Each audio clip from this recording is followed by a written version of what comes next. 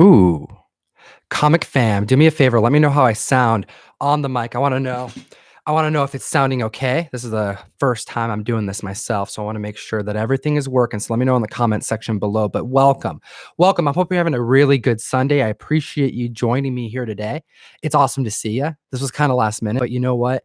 I've been going through my DMs all morning. There's a lot of them. I appreciate you guys hitting me up on Instagram at ComicTom101, asking me questions. Ooh, nope, it's broken.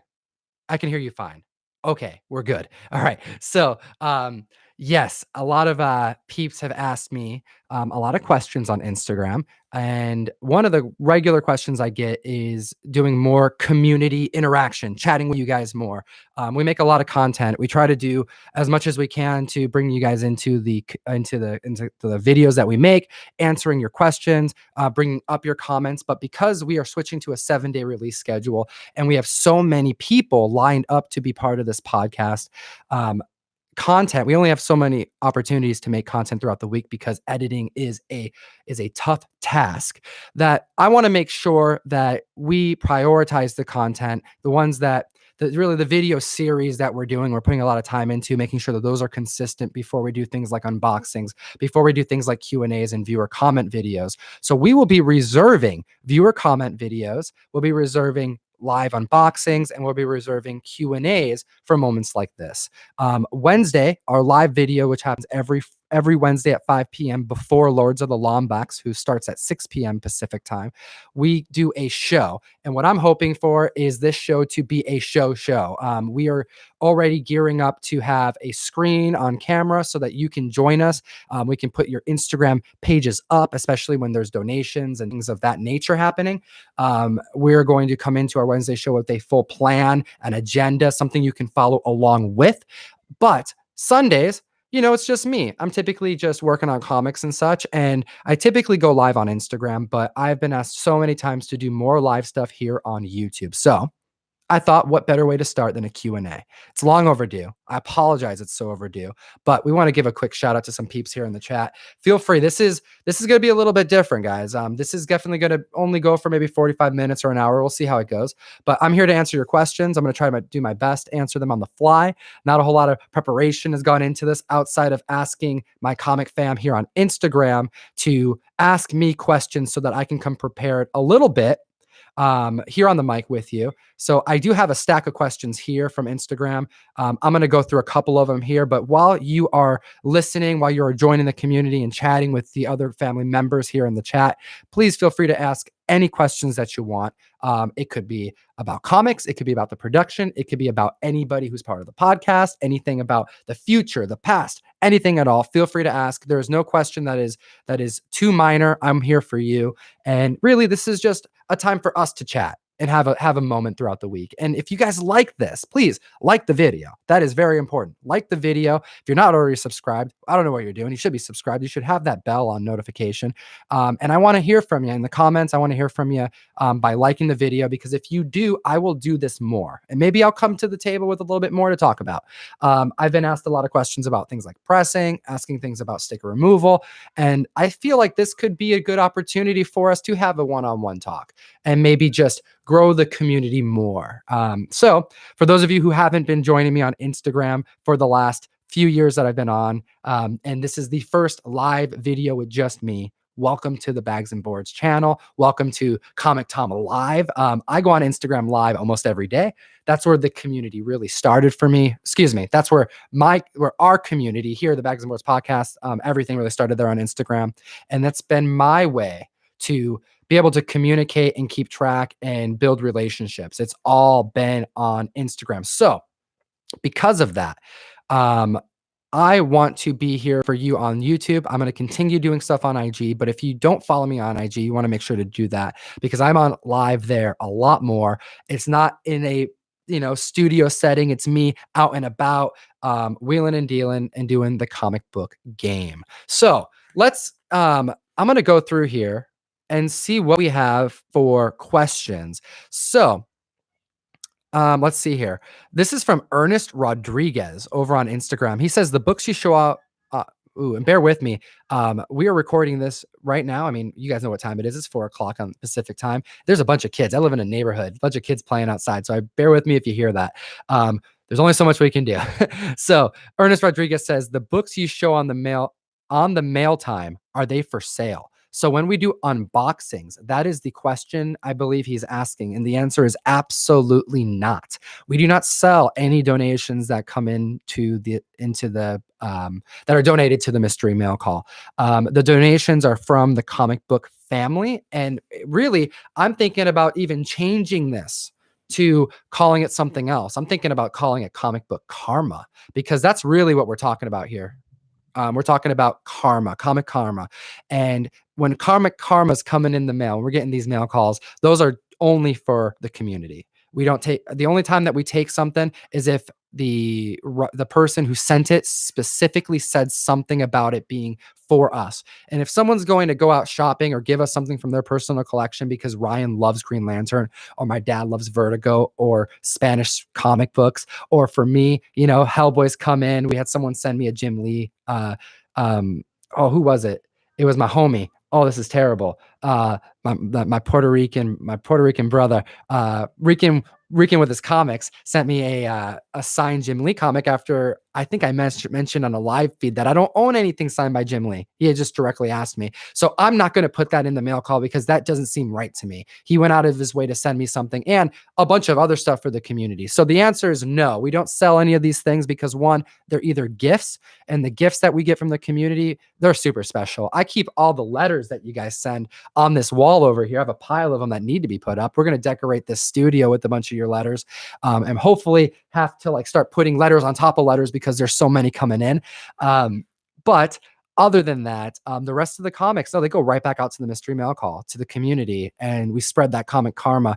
And if anything, it helps grow the mystery mail call, because quality is our angle with this. The mystery mail call is all about just the best. We're trying to get the best comics in there because it's completely random. So the only way we can try to make this really a bang for your buck is by sending you value and quality. And the comic fam knows that.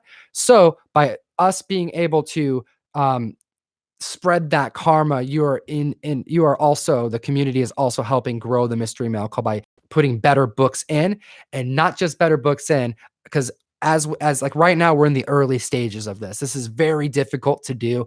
We have over 400 people. That's right, over 400 people now in the mystery mail call that are currently enrolled. And these next few months are the hardest because we're having to buy thousands and thousands and thousands of comics. So we're going out and we're having to do all the hunting. We're having to do all the, the spot checks and bagging and boarding and putting them together, pricing, grading, pressing. And the next few months are the most difficult to get done, to be honest. So any donations that are coming in, they're helping us because you're only helping make the mail call better. And when we make the mail call better, more people stick around and it grows. And when we grow as we are, we're able to just get better and better and better comics, thus making the mail call that better, which means that you get better comics. So thank you for the question, my homie. Again, that was Ernest Rodriguez. No, the comics we get in the mail call are not for sale. Those are going straight out to the community at random, and we appreciate every single person who does it.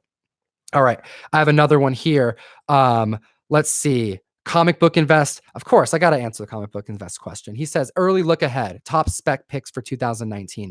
This is a tough one because I'm not looking too far ahead as far as speculation goes. I personally, I don't do a whole lot of speculation personally. I do a lot of up-to-date stuff and, following the same YouTubers and content creators that you do. But as far as spec books go, I think that there is a strong, very, very strong potential of more of this Spider-Verse continuing into next year. We have a lot of Spider-Verse happening this year. If we looked at the last 20 top 10 videos we've done, oh my gosh, have we done 20? We haven't even done 20. Have we done 20? Dang, it's been a few months. We're getting up there, but the last 15 or so, 10, however many we've done, Spider-Verse stuff has come up over and over and over again. So we haven't even hit the movie yet. We have this December, I think, is when the movie comes out for Into the Spider-Verse. I'm thinking that this is a something that we can bank on causing a stir in the industry and in the community for one big reason. It is a animated film that is also being targeted to a younger audience. And whenever you have a younger audience getting into comics, it's a good thing, especially for the collector's market as well, because it means that there's going to be more attention on books that don't otherwise get a whole lot of attention. And there's a lot of Spider-Verse stuff happening. We have new characters in development. I think that is very, very likely when we have new writers that are taking on characters like Spider-Gwen, and new series that are coming out regularly. This is a time where we see new characters come into play.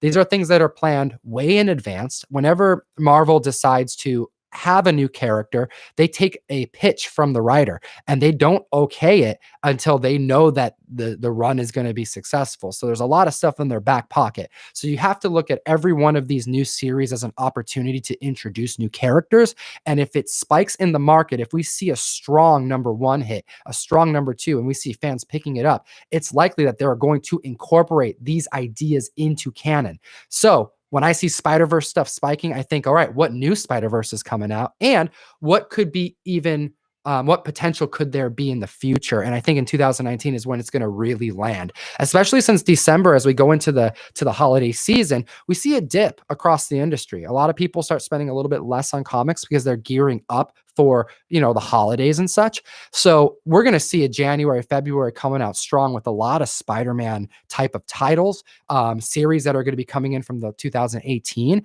and from this year. And yeah, I'm going to be watching Spider-Man. I'm watching Spider-Verse, Spider-Gwen, all the above. And I think you should be too. So that's a great question. I'm going to go to this comment section over here. Please, guys, make sure to leave a question or a comment. I'm going to try to go through these as quickly as I can.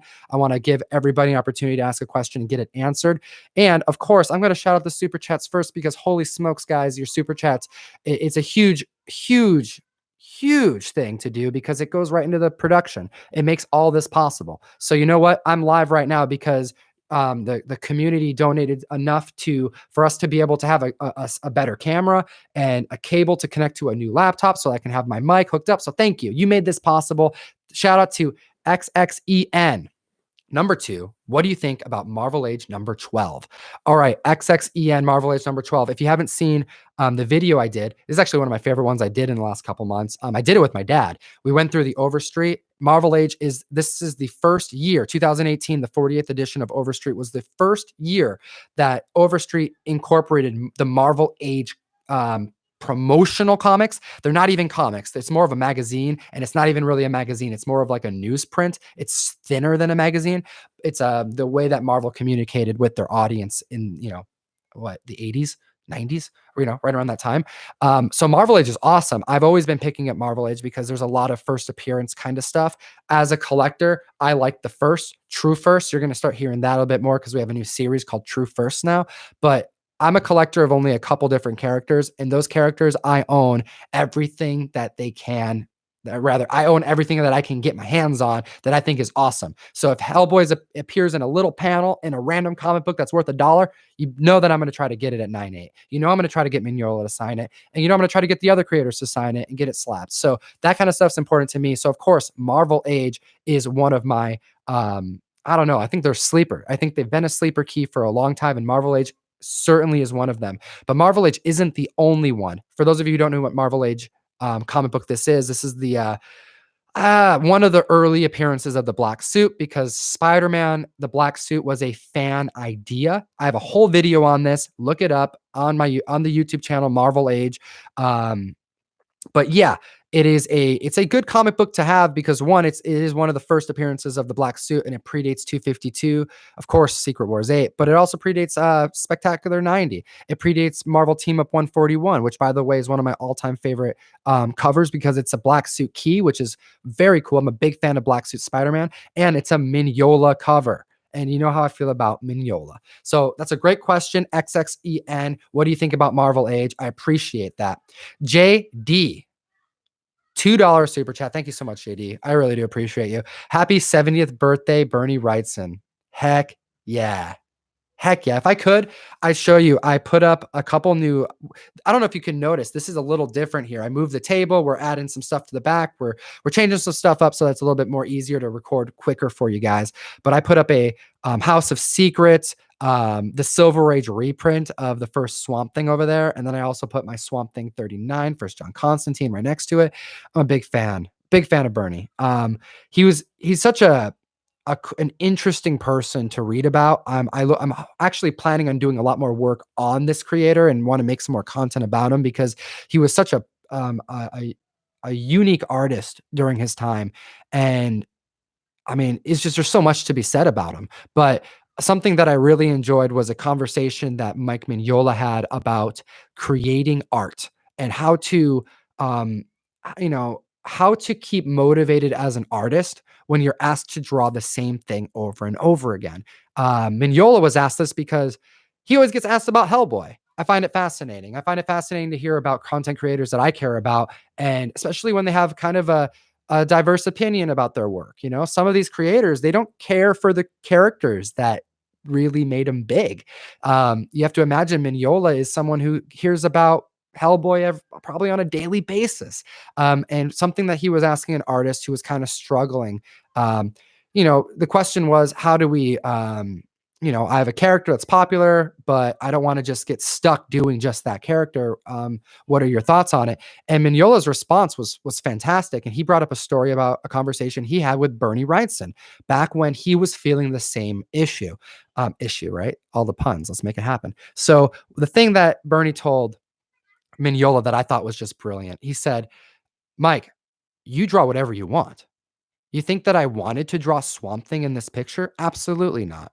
I didn't care about this. And there's an example up, and there's a picture of it's like this huge swampland. And there's these forests and there's these houses.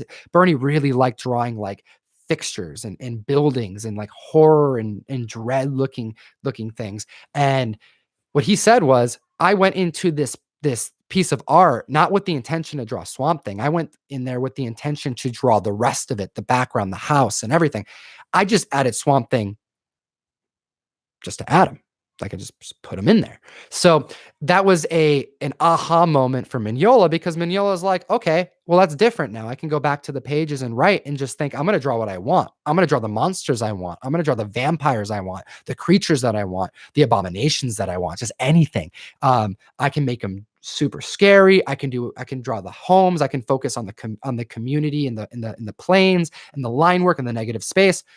But I'll throw Hellboy in there too, and it'll sell. And it was a really cool thing to see Mignola talk about because he was being honest about his work. And to me, I appreciate that because when I look at certain things on paper, I like to think about those things, when the writer and the artist are actually doing it, putting pen to paper or digital pen to paper, what have you. So that's a great question. Thank you so much. It's not even a question. My favorite cover, my favorite cover. I got to think about that though. My all-time favorite cover. That Batman 3-part series, they're just so good. So good. All three of those covers are awesome. And you know what? It's one of those things like I really, really wish I had something signed by him that was graded. It's just a shame. Some of these creators they go too soon. And some of them don't get the recognition and the popularity that they deserve. So Closet Geek coming in strong with a $20 super chat. Holy smokes. When with True First coming out, seems like they haven't gotten a cameo situation straight. Wolverine has more of a presence in Hulk 180, Batman 655, where Damian is seen in like 4 panels and nothing really defining. Insight, Closet Geek, that's an excellent question. That's exactly the reason why we've begun to do this series called True Firsts. For those of you who haven't seen the video, it actually was a banger. I'm surprised. I wasn't sure that the community would really enjoy it because it isn't like super relevant speculation like our top 10 list is that we cover the hottest books of the week and we throw some gravy on there. But as far as past things that you may be interested in, we thought that we could bring some more value. And CBSI has an awesome writer named Topher who writes this weekly article about True First, like those type of appearances that Closet Geek is talking about, panel appearances, ad appearances, promotional stuff, magazine stuff. And I was kind of going back and forth thinking, should we be covering stuff like this? And absolutely, I say it in the video, I put it through my Hellboy filter. If it's something that I would like as a Hellboy fan, then I'm going to buy it. So we're going to make content on stuff like that. And not every book we talk about is going to be a banger. It's not many of these are not going to rise in price. But what I can say is a lot of these are really cool comics. And if you're into collecting comics and actually owning and reading and showing people the art and getting other people into it, because you know what, you have it hanging on your wall, you want to, want a piece to talk about. Well, you may find some of those comics in the True First series that we have. I am a big fan of diving deeper, looking in the past to see early appearances. And I think of something like the what if, I'm spacing on the number, but the what if Spider-Man had the black suit, like had he kept the black suit. I'm forgetting, someone in the comment, please put it in there. But it's a minor black suit appearance, not because it's a first appearance of the black suit. No, but it was an appearance of the black suit in a what if comic book before there was any canon written about the origin of Venom. That's really cool to me, because in that comic book, there's a different idea at play for that book. And if you've read that comic, you'll find that Peter keeping the symbiote on, it actually, instead of like needing to be fed, like Venom has to be fed, the suit drains its host's life like a leech, like a parasite.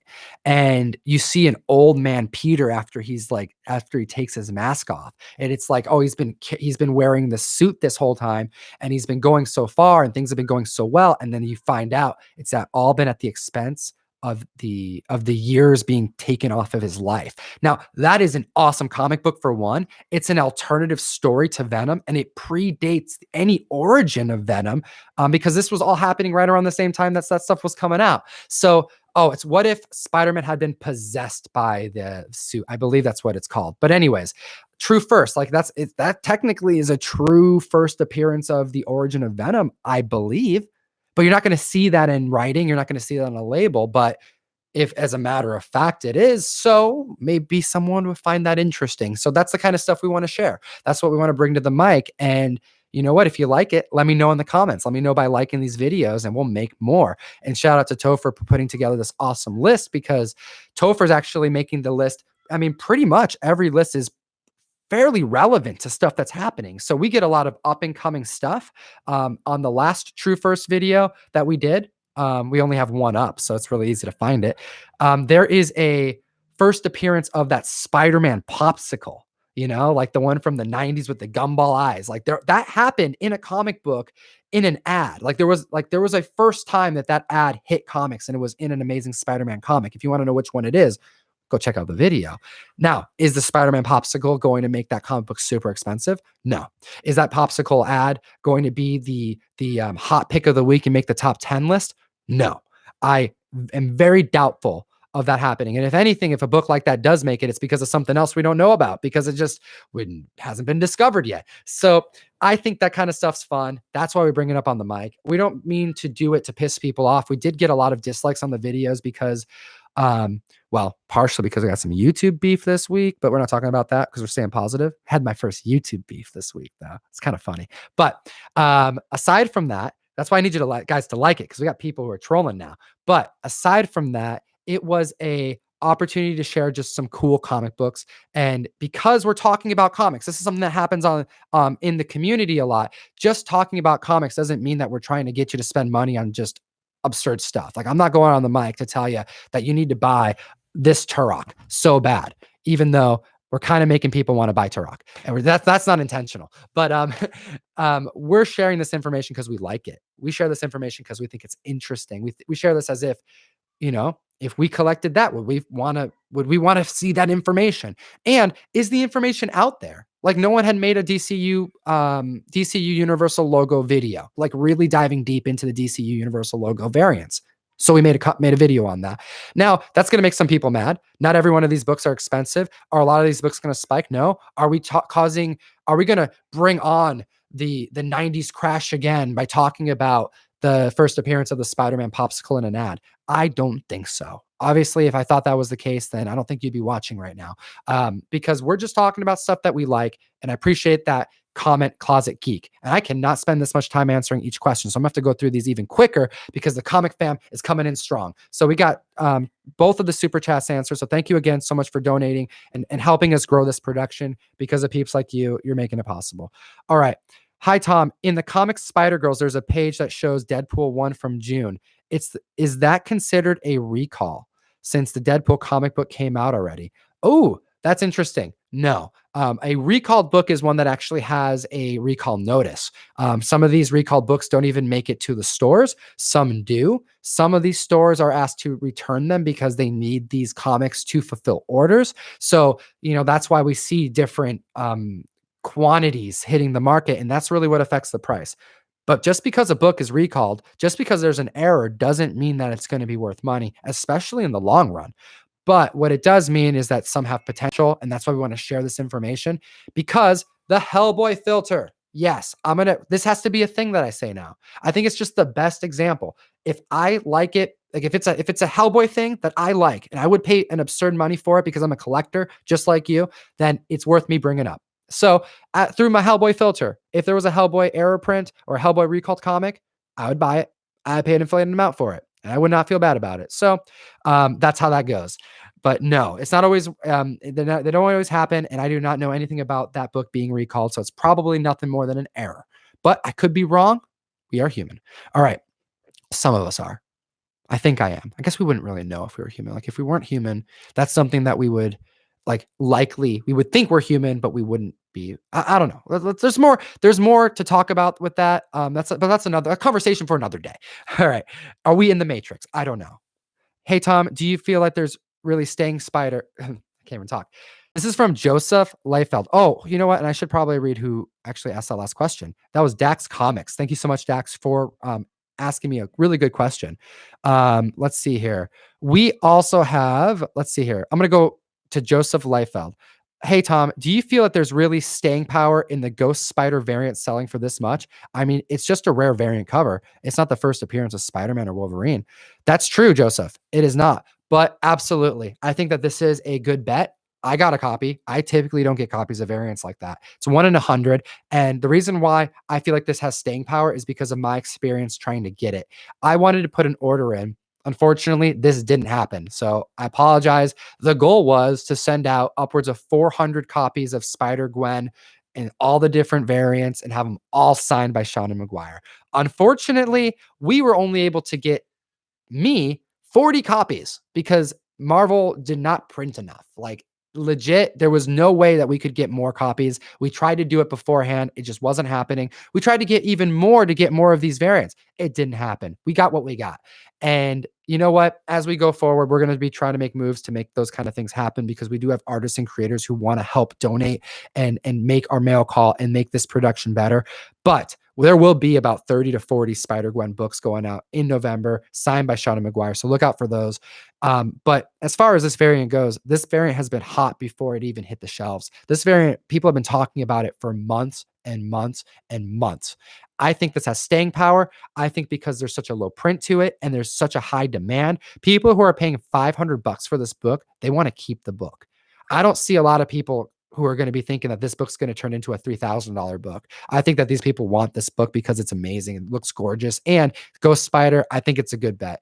And yes, I have a bias. I have a huge bias. Sean and Maguire is basically family. My parents were literally at I don't even know where they went, but they were doing D&D night with Sean. And last night I got a text from my dad going, "Oh, look what I'm doing." And they're got the dice out and everything like it's family. So I'm going to be super biased about this. And cause I think she's one of the best writers of our generation, but, she's killing it at Marvel. She's a Hugo Award winning author. Spider-Gwen, Ghost Spider. I think that there's not just potential in this run being super popular and turning a bunch of people onto comic books, other than just creators.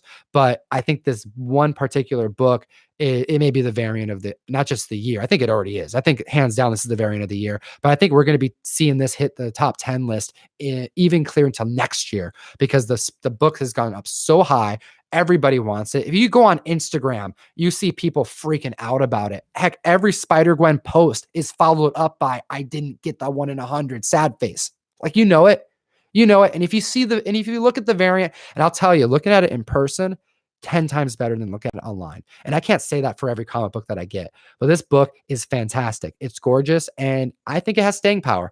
And I say that because I report on Matina covers. I report on variants that came out 2 years ago that are selling for $300 to $400 still. Like that stuff happens on our top 10 list every week, almost every week. And yeah, if it can happen to those, it is 100% going to happen to this one. So I think it has staying power. I could be wrong. It's speculation, but it's speculation in the sense that I think that this book is going to stay, it's going to stay up there in the level of, variants that people want, that they want to own, and they want to probably slab, maybe get signed. I mean, heck, I'm going to get mine signed and slabbed. So I'm excited. We'll do that mail call unboxing here.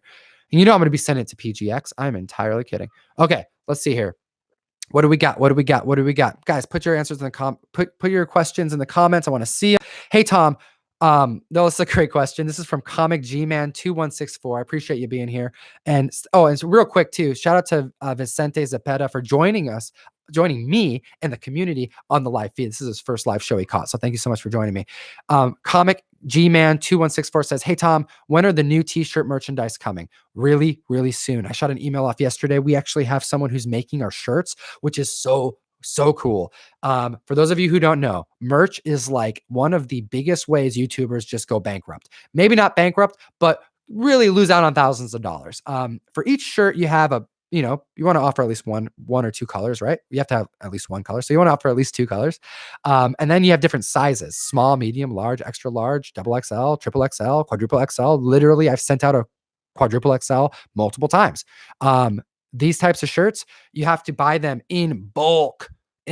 Like you got to buy a lot of shirts in order to get them at a rate that you can actually have it benefit you for doing the process. And that's each one of those sizes is a different shirt. So one product could mean, think of it, black and white plus the 1, 2, 3, 4, 5, 6, 7 sizes that we're doing. That's 14 shirts for one design. So those designs, they need to be really, really good. They need to be better than just a Geek Responsibly shirt. So what I can say is that we're putting a lot of effort into making some shirts that we think that you'll like, that you actually may want to wear, not just support. Because obviously, if you want to support the Bags and Boards podcast, there's going to be a Bags and Boards shirt. I personally, like my filter for the merchandise that we sell, specifically our apparel line, I look at this as my apparel line. I'm creating these designs. I'm creating this, and I'm like, holy smokes, I'm going to have shirts that are like my name's attached to it. So I want to be able to wear them myself and be proud of them. So that's the reason why there's been such a delay in putting out new shirts, because I want to put out a shirt that I would wear myself. I don't want to just have a shirt that's just whatever, some saying on it. No, I want to design something that you'll like. And yes, I'll have a Comic Tom shirt as well. I didn't really want to have one, but everyone on the show has convinced me, and I've had enough people ask me that they want to have a specific Comic Tom shirt. So you know what? We're going to make that happen too. But aside from that, there will be some other really cool designs coming. I think you guys are going to really like them because, as a collector, I'm going for the deep cuts. I'm going for the deep comic book knowledge. And I want to put together some really cool shirts that you guys are going to be like, oh, snap, I need that. I need it. So they're coming. They're coming soon. They may come within the next 2 weeks, and we may have at least 4 new ones really soon.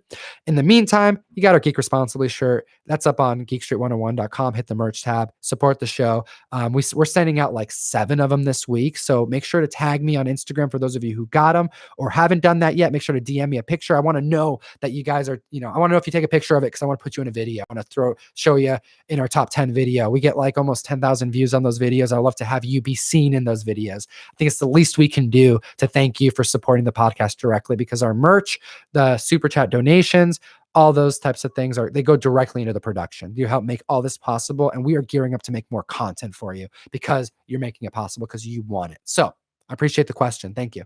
Let's see here. What else do we got? It looks like XX Roachman 420XX says he got a Wolverine #2 of the limited series, the Frank Miller goodness. That's one of my first runs I spent like a good amount of money on, because I'm like, I need this. There's only 4 issues and it's awesome. And it's Frank Miller and they all look like what? Yeah. Good taste, my man. Good taste. Hey, Tom, can you give me some tips on collecting on a budget? Malby 66. Absolutely. That's a great question, Malby. Shout out to Malby for a really good question here. Collecting on a budget. Yeah. Comic books aren't, well, first off, let me break some news to you. Comic books, I would say as far as 99% of all comic books that exist today in 2018 and before, Because guys, there's like 180 comics that come out every week. Like there's a lot of comics. That's not even counting independent publishers. 99% of comics are not worth anything. They're worth a dollar. They're worth a quarter. You go to a show and you're going to see long boxes and long boxes of quarter bins. Like quarter bin is a term because there's so many quarter bin comics that have a $3 price tag on it. So like my suggestion for someone who's buying on a budget, who's looking to collect, to buy what you like. That's the easiest answer. What's your favorite hero? Start there. Look up, find their first appearance. It may not be the comic you want to buy right now, but there's reprints of it, I'm sure. And if there isn't, if the first appearance is too pricey, go beyond that. When I first started collecting and I wanted Hellboy, I was like, wait a minute. How much is San Diego Comic-Con #2? How much is a dime press? How much is a Next Men 21? That's not happening right now. I wasn't making much money, but I wanted to collect, but I didn't want to spend my whole paycheck and all my funds on it. So what I did is I focused on the books that I liked the most. And what ended up happening, I don't know if you can see it, but one of my all-time favorite books is right here, The Goon #7. I was introduced to Eric Powell, and like right there, who did The Goon. I'm a huge fan. And like that book was one of the first Hellboy books that I got, and to this day, it's one of my all-time favorite covers in comics because it's a team up of two characters that mean a lot to me. It was part of like my early collecting days, getting lost at in Goon trade paperbacks and Hellboy trade paperbacks, eating sushi out in Woodinville, which is for those of you who know Woodinville, probably don't, but out a few cities out north of Seattle, and yeah, just like learning and actually enjoying the comics. I would start with your favorite characters and then quickly move on to your favorite artists. That's the easiest way to go. If you look behind, and you can't see it now, but in our video that's coming out today, because we do have a video coming out today, look out for that tonight. And that video is going to be on Venom Lethal Protector. It's amazing. We go all out. It's issue #5. But if you'll see that my whole backdrop behind me, except for 2 comics, 'cause I just added those and I had to do them last minute, are all Bill Sienkiewicz covers. I'm a huge fan of Bill. Huge fan. I think he's one of the best artists that's ever lived.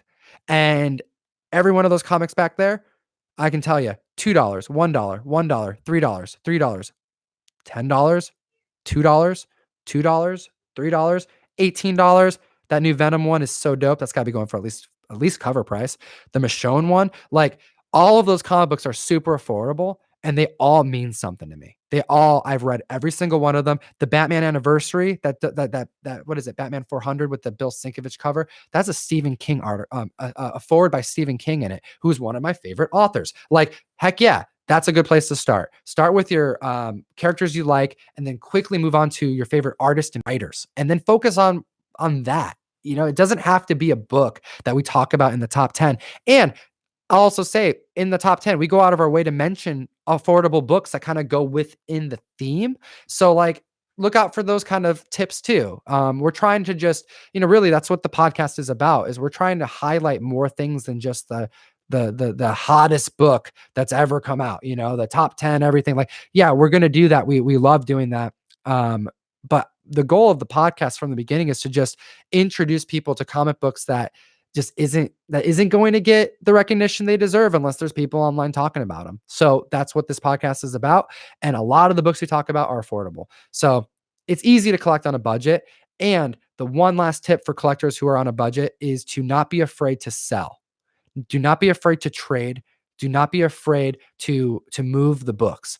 Why? Because I think this is probably similar to a lot of people who collect comic books. They start out small and they build up. And one of the easiest ways to build up your collection on a budget is by trading up, being part of the IG comic community, joining groups on Facebook and being part and contributing in a community where you can then trade up your books. One of the first comic book sales I ever made was a Vengeance of Bane #1. I remember it was in fine condition. I purchased it at a show for $12. And I remember going on eBay and like, wait a minute, the new Batman movie landed. People really like Bane. This isn't a great looking copy, but the copy that I have is worth closer to 30. I can sell this copy. I'll be able to get it again if I really wanted it, and I did. I ended up buying a new one really quick, but I had money left over. That money left over went into another book. And then that money went to another book. And then I traded some more books for another book and another book and another book. And the next thing I know, my collection is awesome. Like I have some really cool books that I care about. I've also owned some really cool books, and I've owned some grails. I've owned a Tales of Suspense. I've owned more than one. I've owned gosh, multiple Hulk 181s. I had a 9.6 a few years back. Like a lot of these books that you stand back and go, I would never spend that much money on a comic book. Well, it's a lot easier to get those type of comics when you are kind of working within a budget that you're creating, because you're just doing the comic hustle. Because if you're going out and doing the hunt, that's worth something. And if you're going out and you're uncovering books and bringing them and trading and doing deals and making people's day by helping them out, spreading the comic karma, that stuff comes around. And that's just the best way to grow your collection when you don't have a whole lot of money to spend on a comic book, because some of these comic books are legit going to be a chunk of your paycheck, like if not all of a paycheck, depending on what you do for a living. So, yeah, I hope that answers your question. That's a good tip. I feel like that may even be its own video eventually. Maybe we should do that. I like hearing video ideas. So thank you so much. Shout out to you. Again, that was who was that? Who see, I got to remember who's saying this. But anyways, thank you so much. I'm trying to remember who said that. But you know what? We're going to keep on going. I appreciate that. I know I mentioned your name in the very, very beginning. Oh, it was Maltby66. Thank you, Maltby66. See, I'm new to this. I'm trying to keep everything going here. Bear with me as there's some minor technical difficulties. It wouldn't be a live show without a little technical difficulties. Am I right? All right. Let's see here. Sales on back issues, or just collect towards grails and cancel pull lists. Oh, okay. Well, that's and someone else answering. All right. Let's see here. Joseph Layfield says, I got my 10-year-old daughter into it also. She loves reading the Ant-Man and Wasp comics, and she really is into the new Wasp series. Joseph Layfield, very cool. That's some parenting done right. I appreciate you sharing that, and it's awesome to hear that your daughter's getting into comics. Personally, I am someone who really struggled with reading growing up. How is this really blurry? I hope it's not blurry. I really struggled with reading growing up. It was just a challenge. I have a lot of bad memories of like trying to read chapter books and such, and getting into comics was like my saving grace. If I didn't get into comics, I probably wouldn't read anything. I have to listen to books. I have to listen on audio just because I can't physically read a book and then like imagine it happening in my head. I have to have art there. My brain doesn't work like that. Accepted that long ago. And it's cool to see that your daughter is getting into comics too. I think that it's a family thing, right? I some of my earliest memories and my best memories with my dad are legit going to conventions, carrying long boxes around, chatting with other comic book enthusiasts and people who like, Constantine and stuff. So, granted, don't have her read Constantine. Don't do that yet. Save those for a couple of years. But heck yeah. Ant-Man and Wasp are really great, and there's a lot of really good stories that I'm sure she'll like. And I have to also throw this out there, since she's 10 years old, have her check out Comics, Art Baltazar, another person that's basically family. I say basically family when we're not blood related, just because I don't want to say something incorrect, but he's like a brother, like straight up. Art Baltazar at Comics. He does Itty Bitty Hellboy. He does Itty Bitty Mask. He does Superpowers for DC. He does Tiny Titans for DC. He has his own publishing company called Comics. And really anything this guy does, it's super kid friendly. And I appreciate it because he's bringing a whole new generation into this medium. And he's somebody that you're going to hear more from. I guarantee it. We chat all the time about it. Whenever I see him, it's like, Tom, we got to do more work together. What's going on? So it's coming, and it's going to probably come in the form of the mail call. Oh, but I can't talk about that yet. Okay, let's keep it going. Let's see here. Boom. Oh, it's so good. What's the most valuable comics you have? Comic Lover Omega. Ooh, I have a lot of comics. As far as valuable comics, I have a lot of like expensive comics, but some of the most valuable ones that I have a Hellboy, a very, very rare Hellboy print. It's not even a print, it's an insert. But that's like, it's worth like $500, not super expensive. I also have a Crow #1 that's an Arrow print that I think it's a one of a kind. It's graded at 2.5, but my value on that's probably $1,500. That's probably one of the bigger books that I have right now. Unfortunately, expensive comics, they come and go. They come and go a lot because, if I spend a lot of money on a comic book, I typically it's because I have a buyer in mind and we want to move it along. But you know what? We're sending out a Batman Adventures 12 this month in the mystery mail call for November. I think that book's right around a $400 book in this grade, maybe five, probably closer to five in the grade that we got it because I pressed it and it's looking so slick. But you know what? Like I got that 3 weeks ago and it's going right back out. So like that's kind of how it goes. Especially with the mystery mail call now, it's hard for me to hold on to keys like that because I know that if someone gets a Batman Adventures 12 in their box, they're gonna freak out. It's gonna make their year. A homie, I think it was Panel Punks last month, got the giant size X-Men #1. He was freaking out. Seeing those posts made me so happy. The whole team was just laughing. It's like, gosh, we made that guy's year. Like we had to have. Like it's got to be a really good feeling to open up a box like that and not be like Loot Crate. Like I don't want to talk back because I get Loot Crate all the time. I do unboxing on Loot Crate on Instagram. I like Loot Crate, but sometimes you're just like, okay. The goal of the mail call is to not have that happen ever. So yeah, the best way we do that is by just putting in crazy good comics. So yeah, I hope that answers your question. I'm sure I have more that I'm not thinking about. I have some original art. What do we got behind me? A bunch of 9/8 and signed and just, original art that's like, I mean, I pay like $400 for some of those back there because it's Hellboy. I like Hellboy, so it's whatever. Um, let's see here. This is money, it's like I don't like talking about money, like that kind of stuff. Any questions? I'm going through. Here, I'm almost halfway through all the questions here. So I'm gonna hit IG real quick while you guys put some more questions in.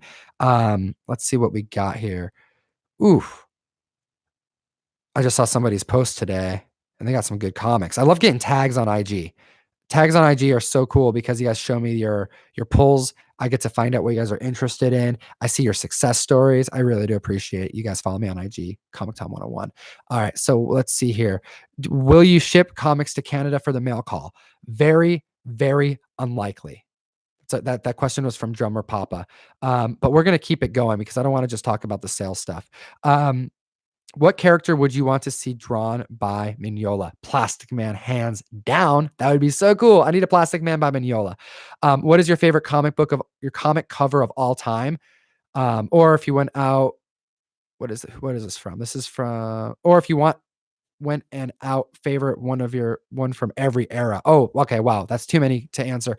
Barrel, legend, nerd. My answer to that right now, it changes. It really changes. I don't know why I've been super into Bill Sienkiewicz covers as of late.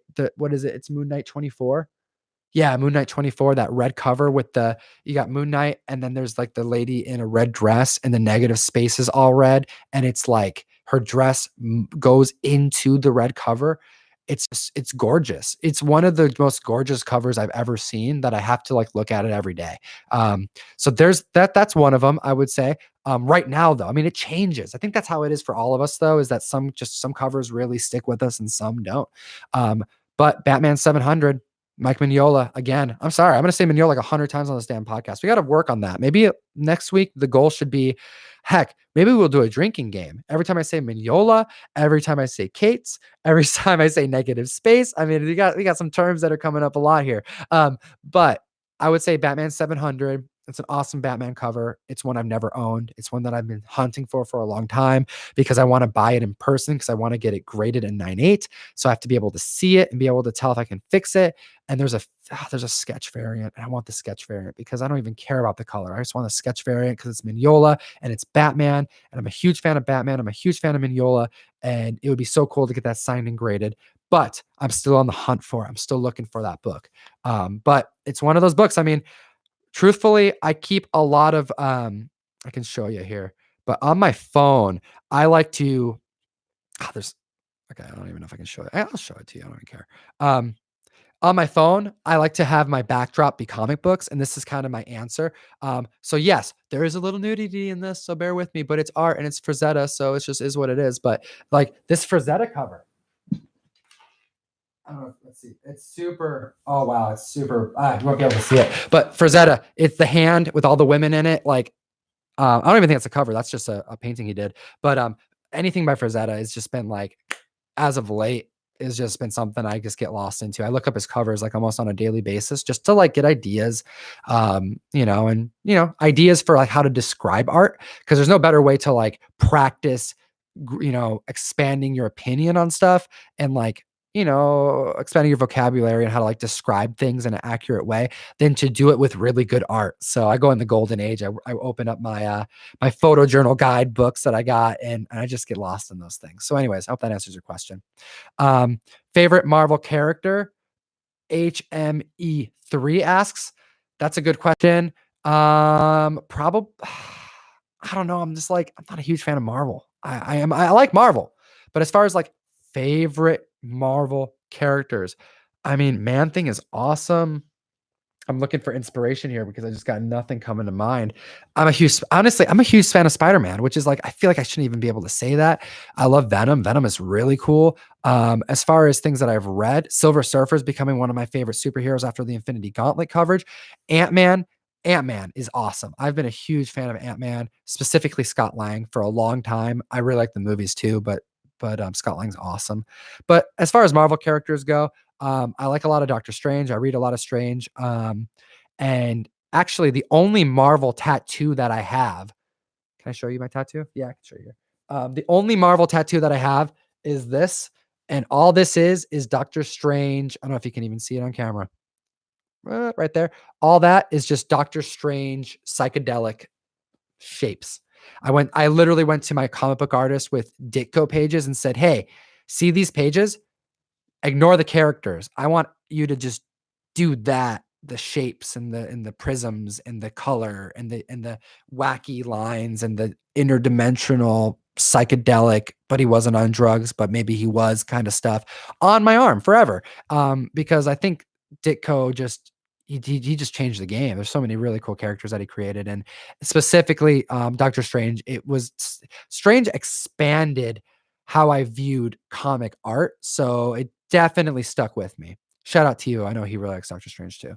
All right, we have The Devil's Rejects 80, which by the way is a really good movie. I'm a big horror fan, so shout out Rob Zombie. Hi Tom, greetings from the Netherlands. That's dope. All the way from the other side of the world. That's so cool. Let's see here. What do you guys eat slash drink for energy while working on these boxes and sorting through the comics?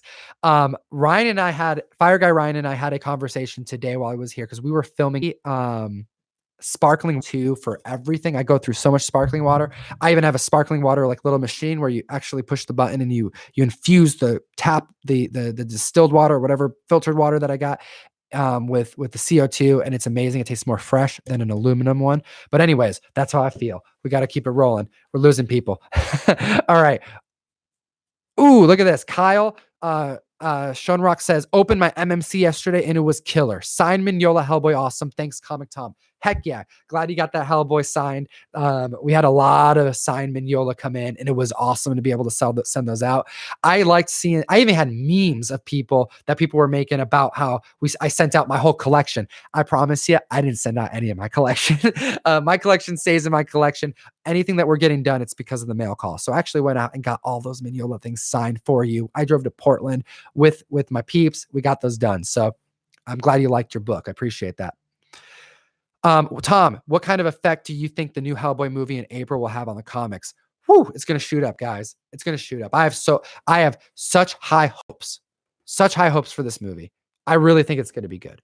If it's not good, I'm probably going to still think it's good because it's Hellboy. I don't care. So I think if anything, even if it's somewhat bad, it's going to bring more people in to want to watch the older movies that were maybe better. Or it will just get new people into it, and more people into Hellboy, the better. I think there's staying power. And I can tell you based off of a Hellboy collector that I have not been buying about a lot of Hellboy because it's so expensive because everybody's buying Hellboy. That's what I have to say about it. So yeah, it's already burning up. It's getting hot. People are getting Hellboy. They're finding out that there's so much more to this Mignola verse than what's happened over this last, what has it been, 25, 26 years of Hellboy. They're getting back into it. I'm on board. I think it's going to be hot. I'm excited. I saw the preview. Hellboy looks kind of weird, but I don't care. It's got Mila Jovovich. Like, for real? She's like one of the most like perfect human beings that exists on this planet. Like, it's going to be a good movie. I'm confident. And if it's not, it's okay.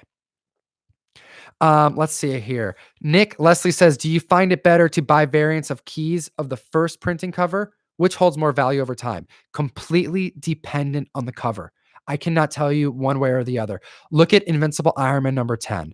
First appearance of Pepper Potts as Rescue. We have 3 different covers of that book. 2 variants, 1 first print. And guess which one's worth the most money?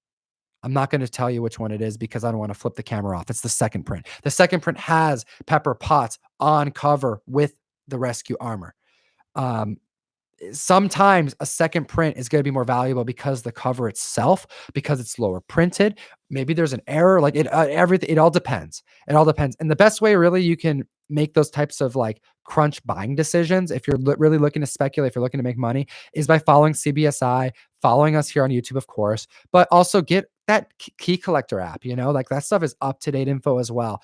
So between all those different platforms, you're gonna be able to make those decisions when they happen immediately, and that's really the only way you can tell. And at the same time, I gotta just kind of give it. I'm gonna throw this out there because I don't want to step on people's toes, but it needs to be said. Buying comic books for speculation is one thing, but like buying comic books to just make money off them, it's not that. It's that type of mentality. Like if that's where we're going to be going to, which we're not. I'm not taking you there. This train isn't going there. But if that's what collectors are starting to do, just buying because they want to sell and make money in a year or 2 years, that's the kind of recipe that we get for a crash. I don't think we're on that train. I don't think that's what's happening here. But I think that um, the focus should be more about what you like and what your gut reaction is. And ultimately, if like a lot of comic book sales, like here's the thing, and this is something that's really important to say because CBSI will say this, they'll post it online. Oh, that's a alarm going off. I hope that ends soon. There it goes. Variants, they don't always hold value. Comic books spike in a week and the next week they die down. This is a literally a daily hustle. And if you're only looking to buy variants to make money, you're probably going to end up losing money in the long run. That's very likely. I mean, there's a lot of these printed sometimes. And if you go through dollar bin, $2 bin and conventions at variants, you'll see variant. Like this stuff isn't always worth a crazy amount of money. Sometimes it is. Sometimes it is for 7 days. So you need to be on it. And that's why we make the content we do, is because, you can find out that essential information to make those buying and selling decisions and then maximize what you're doing. So if you're looking to make a trade or grow your collection and you want to flip a book that you've had in your long box for a month that you don't care about as much because you've already read it, or maybe you have 2 copies, or maybe you just don't want it and you happen to buy it and now it's worth $50. Boom, we just let you know this is the time to move it. But you know what? Next week I may not tell you the same thing. Next week it may be worth more money. Next week it may not be. Look at Cyberfrog. Cyberfrog is not hot, is one of the first books we reported on that was spiking. And I think at a height, it reached like $35-$40. Cyberfrog is not selling that much anymore. So like that was in a matter of 2 months. Like stuff changes regularly. That's why it's important to be kind of part of the community so you can make these decisions yourselves and watch what is happening in the market. That's how you can get good at this game. That's how you can not like go broke buying comics. And you don't want to go broke buying comics because what ends up happening, you end up selling your comics in bulk, lower than you should have. And, it's like, that's not the purpose. That's not the purpose. I can't tell you how many times I buy collections, or even Russ or any of my friends, any dealers buy collections, and legit, it's a long box of titles that are mixed up and they're organized by month. Now let that sink in. A collection of new titles organized in a box, not by title, but by month. What does that mean? It means that person who had that collection, this happens a lot. Every year I get at least a couple collections like this, multiple long boxes sometimes of like Spider-Man, Batman, Swamp Thing, Constantine, blah, blah, blah, blah, blah, blah, blah, blah, blah. Then again, Spider-Man, Batman, Constantine, Swamp Thing, blah, blah, blah, blah. And it's the same. It's the same. It's because what happened is that person went to their shop, they paid their $50-$60, got their stack of books, went back home, put it in their long box, never touched it again. Went back to the shop the next month, got their stuff, went back home, never touched it, put it in the long box. That is that's what you need to avoid. That right there. If you want to talk about like ways to like go broke doing this or making mistakes, if you're not reading them, if you're only buying them to hoard them, most more likely than not, you're gonna end up selling them, and you're not gonna sell them for as much as you got them for. So like what I try to encourage is people to actually enjoy their comics, read their comics. There's a reason why we do for it's like for almost every speculation video, we have breakdown videos. We have videos that highlight old books because that's just as important as the books that you may make money on. If anything, they're more important because those books are the ones that are going to be lasting, that you actually can enjoy the hobby for, and you can grow your collection for, and kind of grow your passion for, and help grow the community for. Let's keep it rolling. Let's keep it rolling. Do you think Kamala Khan will be in the MCU? No, I do not think she will be. Favorite DC and Marvel movie? Favorite DC movie? Ooh. Dun-dun-dun-dun. Favorite DC movie? Favorite DC movie, Tom? What's your favorite DC movie? Suicide Squad. I mean, I'm entirely kidding. No, favorite DC movie. I mean, gosh, I love the Dark Knight series. I really like all three of those movies. I watch those at least once a year.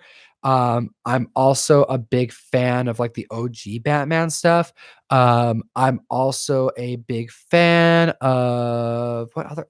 So I can't, I legit can't even think of DC movies that I like right now because there's just not very many of them. I like a lot more of the Marvel movies, but favorite DC movie, probably the Dark Knight series. And I would probably go with number two, like a lot of people. It's kind of a lame answer, but favorite Marvel movie. That's another hard question. Probably Ant-Man 1. I really like the Ant-Man. And that's again, it's a bias. I'm just a big fan of I'm actually a big fan of two things. I'm a big fan of Ant-Man. I'm a big fan of Paul Rudd. If you guys haven't seen I Love You Man, it's one of the best movies that's ever been made. Shout out to all my Rush fans out there. But you know what? Tom Sawyer. So let's keep it rolling. Let's see here. Questions about getting comic books graded. How do you do them? I believe you need to still go through an authorized CGC retailer, or rather member, authorized CGC member, and then they send it off. So you want to go to a local comic book shop that has a CGC account. I am not entirely sure if you can do direct sending to CGC like you can do with like PGX and such, but I could be wrong. I only get my stuff graded through when I go to conventions because I go to so many, and there's typically CGC panels there or booths there. Tom, what's your day job? John Hessen. John, this is my day job. This is what I do. I do comic books for a living, man. I'm a comic book dealer. I'm a content creator. This is what I do on a daily basis. This is what I eat. I was up till 3 o'clock making thumbnails and posting a video. Hope you guys go check it out. It's our quick coverage of Quasar 27. It's a lot of fun. It's called Getting Friend Zoned because that's what the issue is about. And it's crazy. And you guys should come and join that conversation because we're having a heck of a lot of fun reading those comics. But no, this is my day job. I quit the bank. I used to be a manager, retail sales, selling mortgages and cars and car loans and stuff. I worked for Amazon, hiring cartoonists and production managers and audio engineers and sound design. And I kept pursuing my vision, my passion of comic books, because what I wanted to do is this right here. I wanted to talk comics on a daily basis, and that's what I get to do now because of the comic book community. So thank you so much. Great question. Shane Griffin has an idea for a comic book karma logo. Interesting. And yeah, Shane, hit me up in the DMs on Instagram. I would love to hear what you have. Let's see here. Can I Adam Anthony, did you get the I don't know, maybe you're talking about someone else. I don't know. If you sent me an email, I probably did. I'm a little behind on my emails, but I promise to get back to you. Oh, that hurts. The book that just fell to the ground. I'm not even going to tell you what it was. It's expensive. That's a bummer. See, I tape these comic books to there, and there's a reason why I don't like to put very expensive books there because people run into them. And I just watched one fall to the ground, and you'd be so disappointed in me if you knew what book it was. But we're going to keep going. We're going to keep going. All right. We're already an hour in, guys. So I got to kind of go through these a little bit quicker here. I know I've been saying that, but Fire Guy Ryan says that he appreciates Closet Geek for all the support and the super chat. So thank you so much, my friend. Wow. Let's see here. We have some good questions in here, but if I don't know it, I'm not going to bring it up just yet, just to tell you I don't know it. So bear with me if I don't see your comment. Rather, if I don't say your comment, your question, answer your question, because it may be because I just don't know.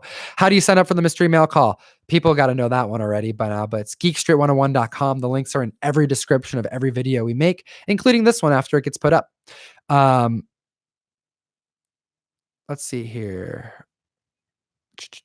Looking at the comment section. Let's see here. Thinking about buying the Batman Arkham Saga Omnibus. Thoughts from the community. Ooh, that's pretty cool. I wouldn't mind getting that myself.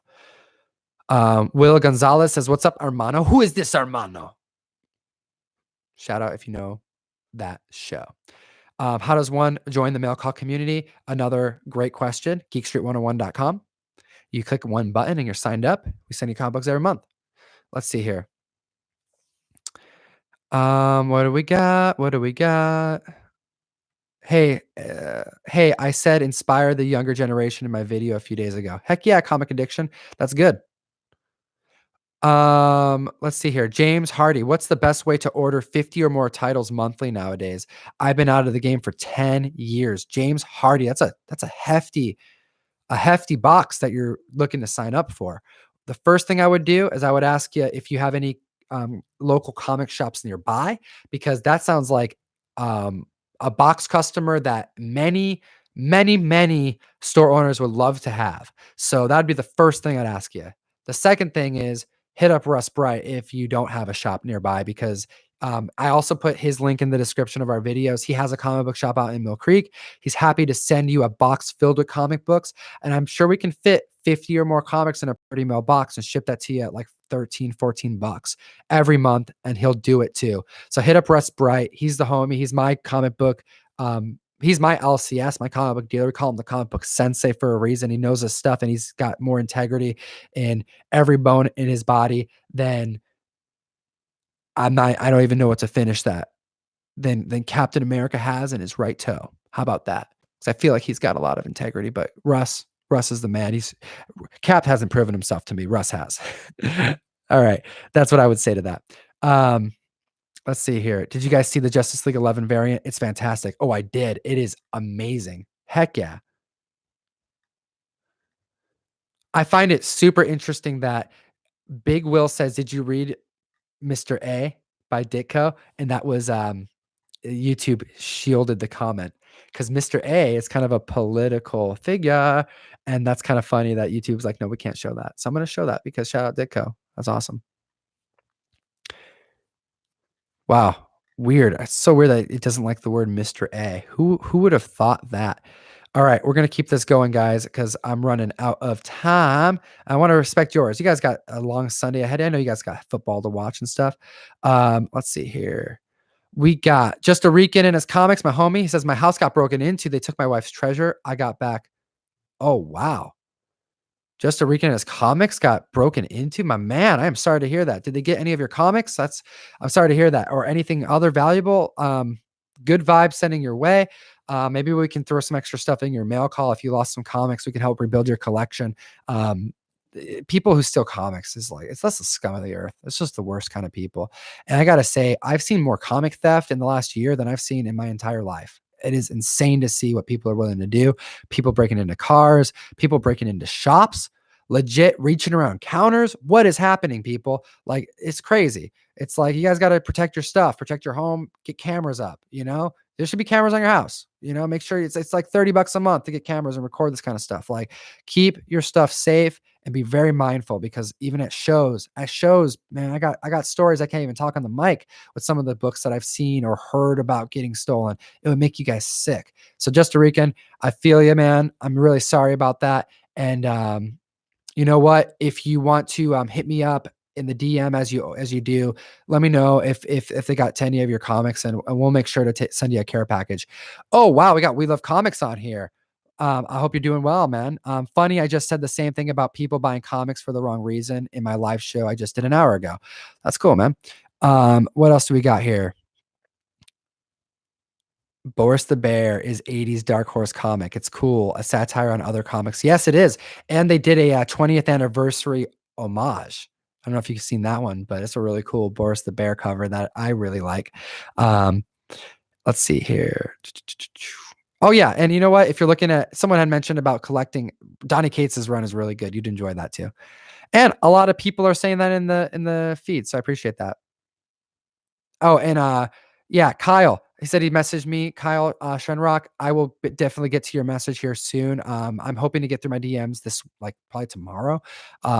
bear with me on the turn on the DMs. There's going to be a lot of them, and it takes a long time to really get through all of them. But I will get to them, and I will respond to you. I promise. Um, Ooh, Buzzkill. All right, this is from Comic Head 84. If you like Kate's, Buzzkill is a series he wrote for Dark Horse in 2013. It's incredible about a hero who gets his powers from drugs and alcohol. That sounds like something kind of up my alley. I like that weird stuff. I like the comic books that really make you think and stuff that you just never read about before. You know. Let's see here. Is your hoodie from the Great Mystery Package Company, Robert Calvin? No. This hoodie is actually it's really cool. Look at the back of this. It's gorgeous. It's gorgeous. Can you see it? I hope you can see it. Streetlight Manifesto. A really cool ska band. I'm really into ska. I'm really into a lot of stuff, but ska is it's like in like high school Tom was listening to ska nonstop and Streetlight Manifesto. Some good ska. Let's see here. Comic Tom 101, how do you feel about Shattered Grid? Says A Styles 28. Interesting. I haven't read it yet because I don't own it. It's and I've wanted to do videos on it. So we're probably gonna do breakdown eventually because I'm a huge Power Rangers fan.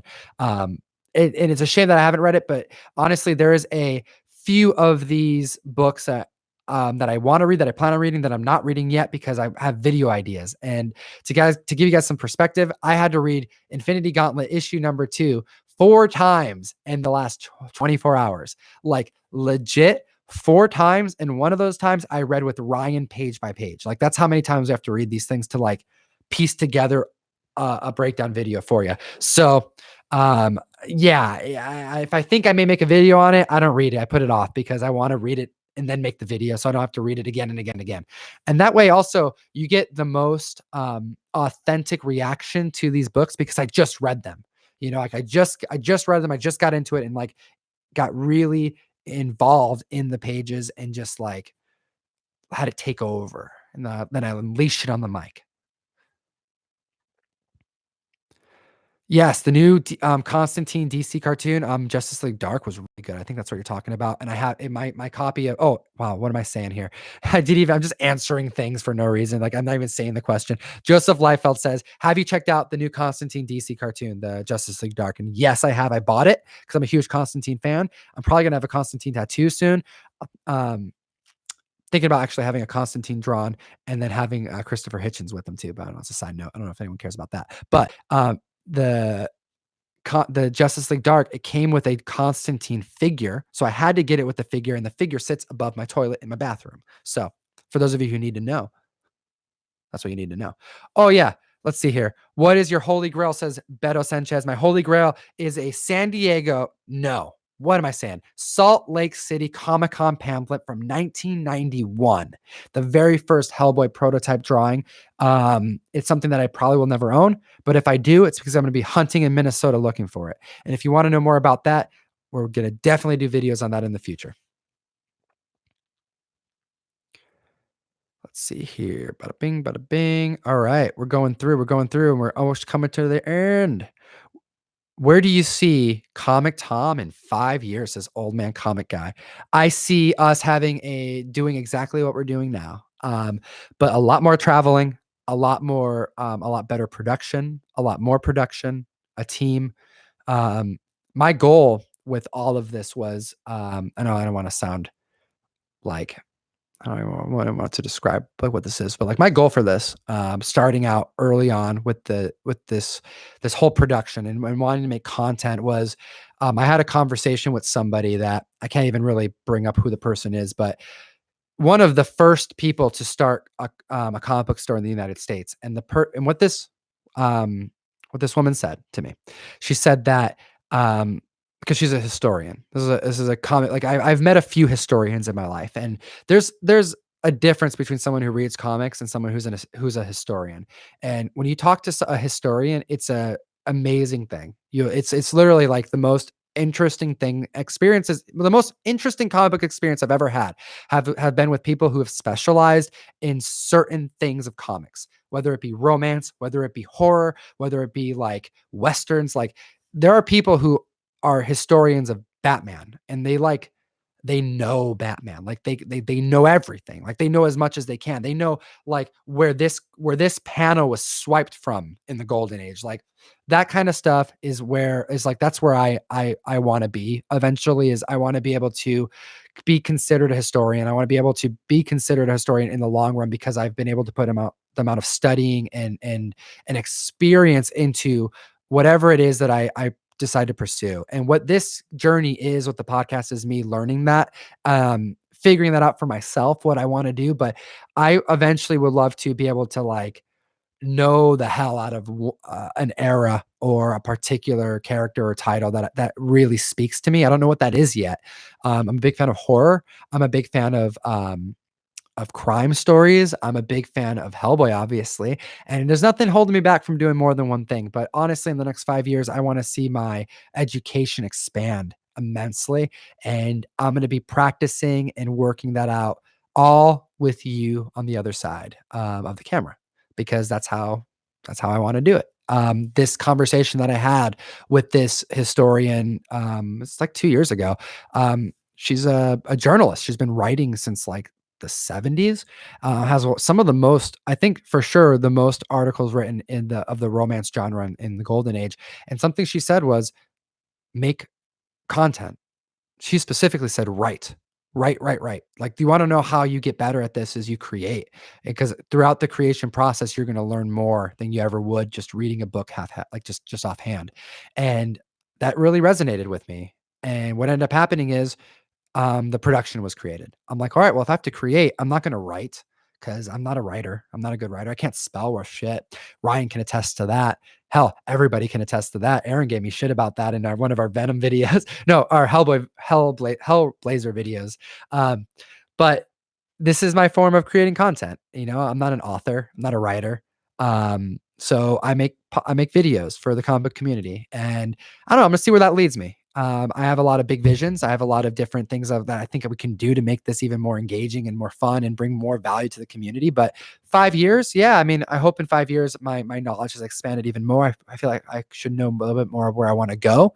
I'll be 32, so I got some time. 33. Be 33. Ooh, be 33 in 5 years. That's kind of crazy to think about. So yeah, by 33, I want to be a bit more knowledgeable. I learn, but I'm learning every day. You know, it's kind of hard not to when you're around such amazing art all the time and making art all the time. So let's see here.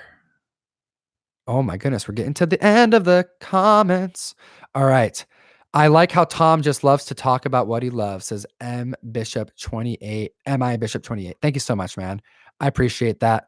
I do. And you know, because it's authentic, it's real, you know.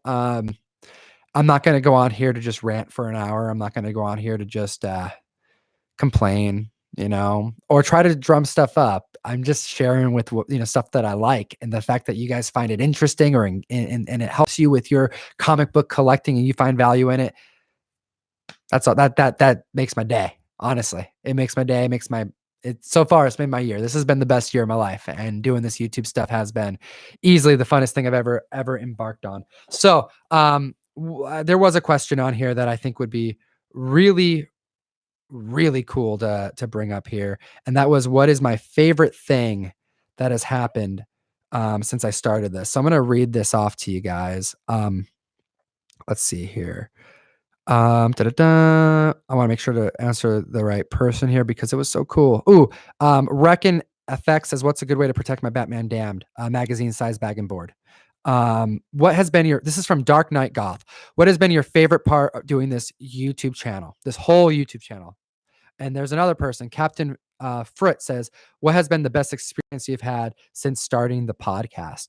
So there has been some crazy, crazy cool experiences that I've had, whether it be content creators that have reached out to me and that I never thought would talk to me. That's been a really, really humbling experience. People that wouldn't respond to a DM that will respond because they like the show. Like that kind of stuff is pretty crazy to me. But I gotta say, my favorite part of this podcast, I'm gonna split up into two because one is an experience and the other is just legit what I feel and what this last year has meant for me. Growing this community, getting better at being able to do this, starting a live video without it going to crap for the first 10 minutes, Um, I would say that number one, my favorite experience has been the community. I never thought that we'd be able to grow a community like this. I told everybody on the podcast, hey, if we're able to make 2 videos a week and we have 500 people subbed, you guys need to be okay with that because we're doing this for fun. We're doing this to grow something. We do the comic hustle full time. So like, we're not going to count on this for anything. We're going to have fun doing this. But to see so much of the comic fam support us, this community that's so strong, getting DMs of people who have our podcast on their television screen saying, "Wait, we're catching up on the latest episode of Comic Tom," like that kind of stuff is like I can't even explain to you how that feels. It's humbling, it's exciting, it motivates me to do so much more. And yeah, it's a surreal experience. And it's very rewarding. So the community easily is the biggest experience to me because I would say 99.9% of everything is so positive. Like I never have anything negative to say about what we do. Like we talk about comics, we talk about art, and we're talking about this hobby and this community regularly. And that's been just the best thing. So that easily is my experience. And I'm sure Ryan, who's on this feed, will probably say the same thing. Um, the second thing that I would say is like, as far as during the production of this podcast, it has to be the relationships between the members of the podcast. I think of my dad, who's been on a handful of videos, who's going to be on more videos, and we have videos that we have made and are making that are like, it's like our stories that we share with people at like, family events and like around the dinner table to make some people laugh. And we're able to document that now live or rather edited and actually create a piece of content for the comic community. And it's going to live online forever. So for me, I look forward to the day where I'm like old as shit and I can be like, look at all the videos I made with my dad, or hell, look at the videos I make with my best friends. I think of Ryan, I think of Russ, think of Aaron, all these people that mean the world to me. And Jeff's like one of my oldest comic book dealers, and have him now on a regular basis, shooting the shit with me about golden age comic books, and it's going to live on the internet forever. Something that one of my favorite content creators on the platform, Mr. Gigi. If you guys haven't followed Mr. Gigi, he's an amazing content creator. You'd really like him. If you like just like good humor and like original content, Mr. Gigi, Mistagg. But something he said in one of his more recent videos about content creators, he said like, some YouTubers say they don't even watch their videos. Like that's a very common thing. They say we don't even watch the videos that we make. And he responded with, if you make videos and you don't go back and watch them for your own viewing pleasure, it means that your videos suck, because your videos should be good enough for you to watch and enjoy them. And I have to say, I go through our old videos and I do enjoy them. I like watching Russ and Ryan talk about the customer who stayed really long in the bathroom and then just did a ruckus in there. Like I laugh when I watch that video, and I'll throw that up sometimes. It's really cool to see my dad talk about hauling an entire store across country. So like I go back through, I watch these videos myself, and I get a lot of enjoyment seeing all of us on the mic, specifically when I'm able to share these really good comic book moments with my family. Cause that's what this is. Like we say comic book fam, but this room is filled with with members of the comic book fam. And that's where we are. We're all family here. And like the moments when, like, gosh, in Quasar 26, which was not yesterday's video that you need to watch, but the video from last week, when we changed Ryan's voice, when he starts doing the impression of the elders reading the eulogy for the death of the cosmic being, um, that I died. Like I was like in tears laughing. It was the funniest thing I'd ever seen. Like that kind of stuff, those moments is like that's the thing that makes me do what we do. It's like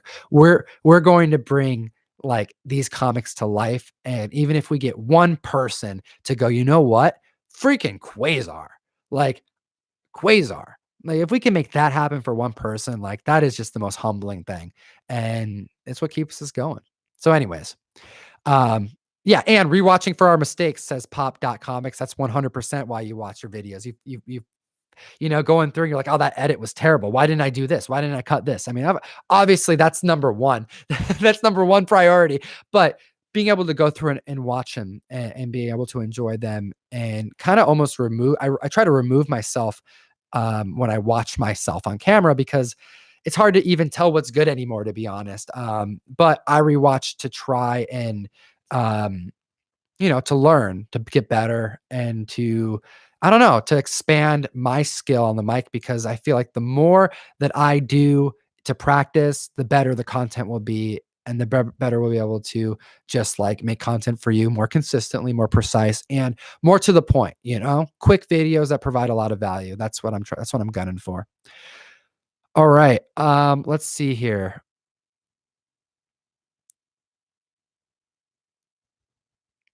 Let's see. I was making sure I didn't miss anything else, but I just want to say thank you again to all the peeps here for joining me today. My first Q&A. I find it fairly successful. Shout out to Joshua Sanders says, thank you guys so much support for my wife, my brother. Wait, thank you guys for the support for my wife and brothers. For my wife. Oh, thank you. Thank you guys for the support for my wife, my brothers. Love you guys. Yes, Joshua Sanders. Hope all is well. We were thinking about you. We were actually we were chatting about that after the feed. We're like, oh, we hope everything's good. We're gonna, send our good vibes your way. Hope everything's good. Wish her well. And thank you for the super chat, helping our production. You're a homie from a long time ago, man. You've been following us for a while, and we know you, and we appreciate you. Robert Gavin also coming in with the $5 super chat, helping us grow the production. Thank you, thank you, thank you. You're awesome, buddy. Keep up your live shows going on Sundays. Thank you. Love what you do for the community. I'm gonna take that opinion to heart. You know what? I'm thinking we may have to do this regularly. If you want to see it regularly, let me know in the comments. Make sure to hit the like button. We're at 93 likes. Can we get this to 100? We have 176 people on right now. I want to see those likes get to 100. If it gets to 100, then I can tell you I'll be on next Sunday. We're at 95. All right. I don't know. I'm going to get off pretty soon if it's not at a 98. There we go. All right. If it's at 100, you're getting another video next Sunday. That's all I have to say about it. There it is, 104. All right. I guess we're doing a video next Sunday. So look out on Sunday. I'm going to do another video. Maybe I'll have something else planned for you. Maybe we'll go over some pressing tips. I am not a professional presser, but I am a presser and I get paid for it. So that technically makes me a presser, but it doesn't make me a great one. It's an art. It's an art form. But maybe next week we'll talk about pressing. I don't know. I like that idea.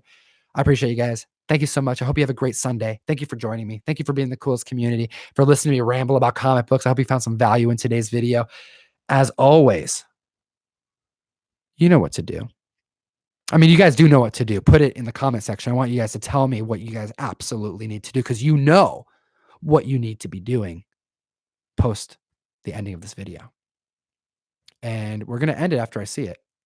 Peace. What are you supposed to do? Come on, guys. Go to bed? Nothing. There it is. Jack says, geek responsibly. You know what to do, my brother. Good job, Jack. Geek responsibly, guys. It's enough said. It's all the good stuff. I appreciate you. Look out for a new video tonight. We're covering Venom Lethal Protector number 5. It is hysterical. Like, I'm so excited to see the final edit of this video. I really hope to see you guys join our breakdown videos where we talk comic books. We talk about the key issues. We talk about all kinds of stuff. And it's Venom goodness happening tonight. I look forward to seeing you. Puddles wants to know where the checkerboards are. Checkerboards are over there. I moved the Mike Allred 1000 Action Comics 1000 cover. He's sitting right next to my Steranko print. It's here. Checkerboards are always nearby. Appreciate you guys. Geek responsibly. And as always, have a good weekend. I said that all wrong. Let me try that one more time. As always, geek responsibly. Enough said.